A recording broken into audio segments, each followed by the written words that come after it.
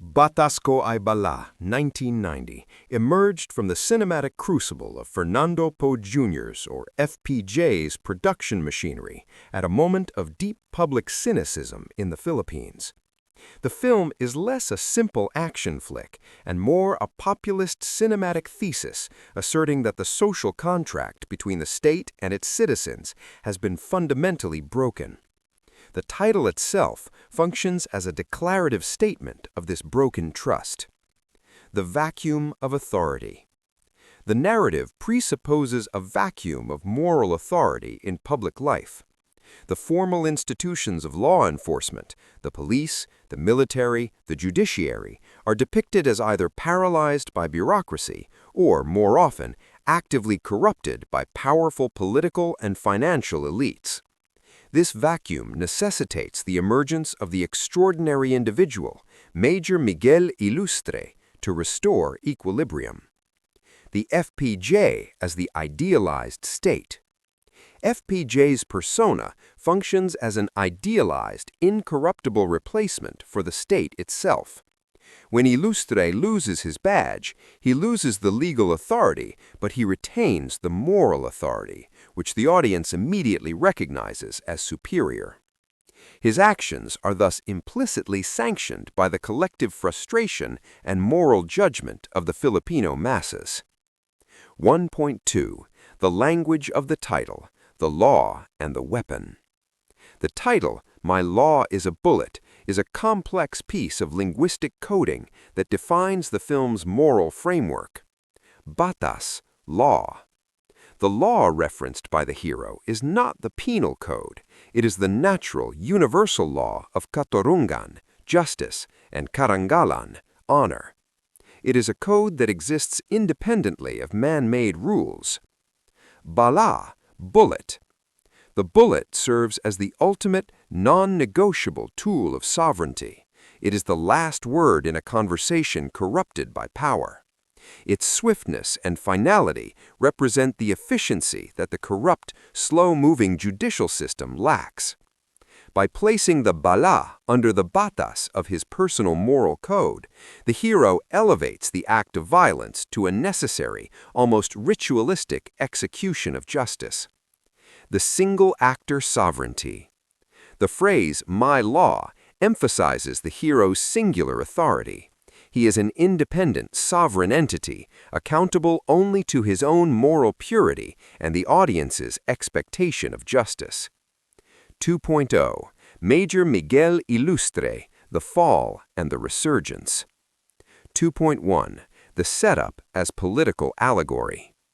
Major Miguel Ilustre, or FPJ, is introduced as a highly decorated officer, a professional paragon whose dedication to service is absolute. His downfall is meticulously designed to function as political allegory. The unjust system. Ilustre is framed for a crime, likely treason, drug conspiracy, or the murder of a colleague, by forces high within the establishment. This betrayal is a symbolic act. The system cannibalizes its own virtuous components. Ilustre's removal is not personal, it is systemic proof of the institution's corruption. The descent. Once stripped of his rank and freedom, Ilustre is forced to operate in the shadows, navigating the very criminal underworld he once policed. This descent is not a punishment, but a tactical necessity.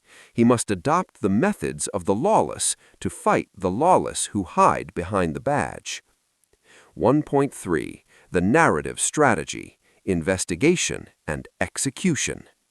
The film's narrative structure is a blend of hard-boiled investigative thriller and explosive action cinema, guided by Ilustre's unwavering focus. Gathering the proof. Ilustre's first priority is to gather irrefutable physical evidence, documents, recordings that establish the guilt of the powerful villains. This phase reassures the audience that the subsequent violence is not blind revenge, but the legally justified execution based on facts the official system refused to acknowledge. The two-tiered war. Ilustre wages a war on two fronts, the physical war against the street-level enforcers, the guns, and the strategic war against the political, financial architects, the brains. He systematically cuts off the limbs of the conspiracy before targeting its head. 3.0 Production Philosophy, the FPJ Master Plan. 3.1 Ronaldo Reyes' directorial signature.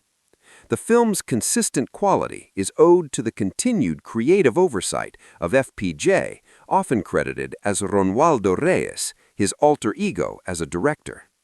Reyes' signature style was built on an economy of narrative and a devotion to visual realism. Action purity. Reyes avoided trendy cinematic tricks, favoring clear, stable camera work and wide shots that captured the full, practical scope of the stunts.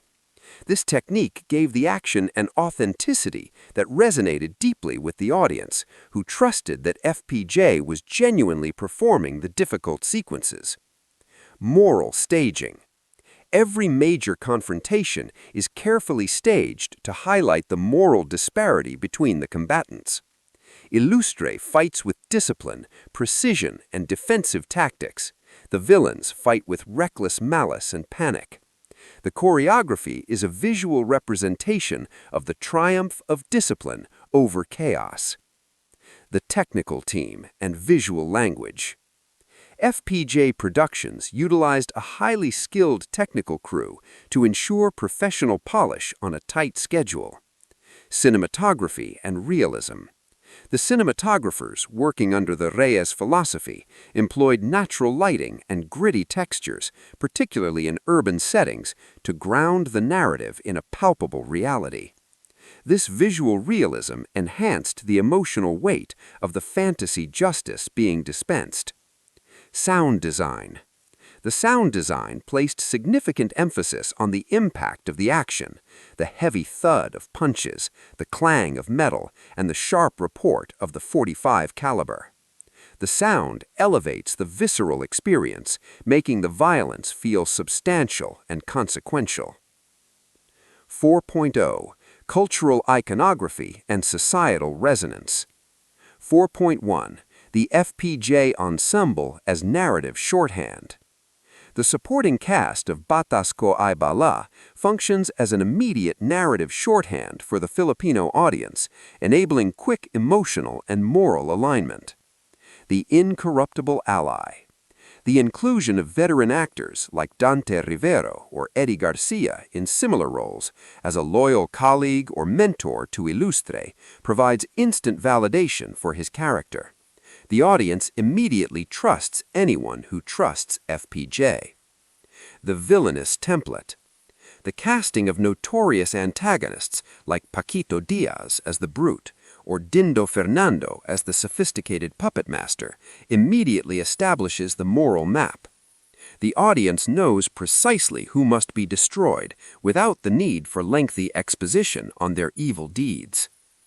The film as a mirror of frustration. Batas Ko Ay Bala was a massive box office success because it articulated and then solved a national frustration. The fantasy of competence. The film offered the fantasy of an efficient system of accountability. In a reality where legal processes often favored the rich, FPJ provided a 2-hour experience where justice was swift, cheap, and entirely merit-based. The enduring theme. The film's themes, the virtuous individual against the corrupt state, are evergreen in the Philippines, ensuring its continual relevance and success in re-screenings and as a touchstone for social commentary. The climax of Batas Ko Ay Bala is a meticulously choreographed sequence that serves as Major Miguel Illustre's, FPJ's, final desperate bid for vindication. The location of the final showdown, typically the opulent, highly guarded fortress of the mastermind, is symbolic. The fortress of impunity. The villain's lavish stronghold represents the ultimate physical manifestation of their impunity, a place where their wealth and connections shield them from the consequences of the law. Illustre's infiltration is therefore an assault on the entire corrupt socio-economic structure. Methodical violence. Illustre's violence in this sequence is not reckless. It is highly methodical and tactical, serving as the execution of his personal judgment. He uses precision gunplay, demonstrating superior marksmanship and discipline against the panicked, often drunken or panicked goons of the syndicate. Every shot fired is a step toward exposing the truth, solidifying his role as the necessary agent of change. 5.2. The climax dialogue, the final verdict. Before the ultimate act of violence, FPJ films demand a moment of narrative catharsis through dialogue. Illustre confronts the primary villain not to plead, but to deliver the verdict. The role of exposition. This confrontation serves as the verbal equivalent of a trial. Illustre recites the charges, lays out the evidence of the conspiracy, often presented via audio or hidden camera evidence secured earlier, and condemns the corruption that led to his own suffering and the suffering of the innocent. The inevitable end.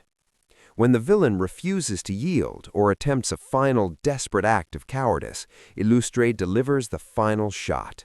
This is the moment where the bullet becomes the law.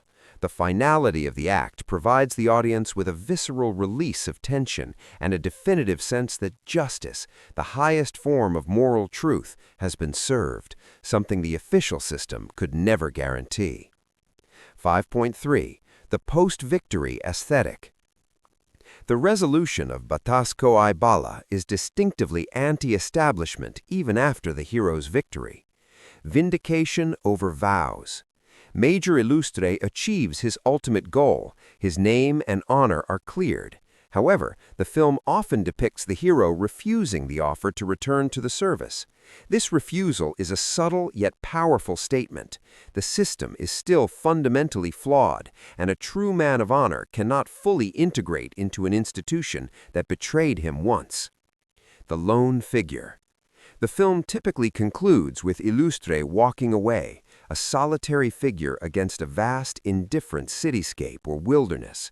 He remains an eternal outsider, a protector who operates beyond the system's reach, ensuring that the law in his hand remains the necessary guardian of the poor. 7.0. Accolades, earnings, and filmography context. 7.1. Commercial dominance and the FPJ brand. Released in 1990, Batas Ko Ay Bala was a box office titan. FPJ's films of this era commanded massive domestic earnings, making him arguably the most financially dominant figure in the history of Philippine cinema. The financial metric. The film's commercial performance ensured the continued success and high production standards of FPJ Productions. The audience's faith in the FPJ brand translated directly into ticket sales, proving the immense demand for his specific brand of moral certainty. Rating by public trust. Unlike standard critical ratings like Rotten Tomatoes, the true rating of Batas Ko Ay Bala is its massive audience approval rating, a near-universal endorsement from the Filipino masa who viewed his films as a therapeutic release and a moral compass. 7.2. Formal recognition and technical merit. While the film's genre classification sometimes limited its success in major categories at the FAMAS Awards, Filipino Academy of Movie Arts and Sciences, the quality of its production often received acknowledgement. Technical nominations. FPJ's commitment to quality cinematography, editing, and sound design often resulted in nominations in these technical categories. These nominations were crucial, validating the seriousness and professionalism of the action genre under FPJ's guidance. FPJ's Hall of Fame status. The success of Batas Ko Ay Bala, 1990, contributed directly to the body of work that earned FPJ the FAMAS Hall of Fame status for Best Actor in 1988 and ultimately the posthumous designation as National Artist of the Philippines for Film in 2006. The film is a clear example of the uncompromising quality that defined this legacy. 8.0. Cultural legacy. The archetype as a political force. 8.1. The FPJ effect and cinematic language. Batas Ko Ay Bala served as a masterclass in the cinematic language of the FPJ effect, influencing future generations of filmmakers and actors, most notably Coco Martin's long-running TV adaptation of Ang Provinciano. The Silent Authority. The film reinforces Rambo's principle of less dialogue, more impact. FPJ's character communicates authority and pain through action and expression rather than lengthy speeches, except for the necessary climactic monologue. The economics of violence. The film establishes the economic reality of the FPJ hero. Violence is a scarce resource used strategically. Unlike gratuitous action heroes, Illustre's violence is costly, justified, and finite.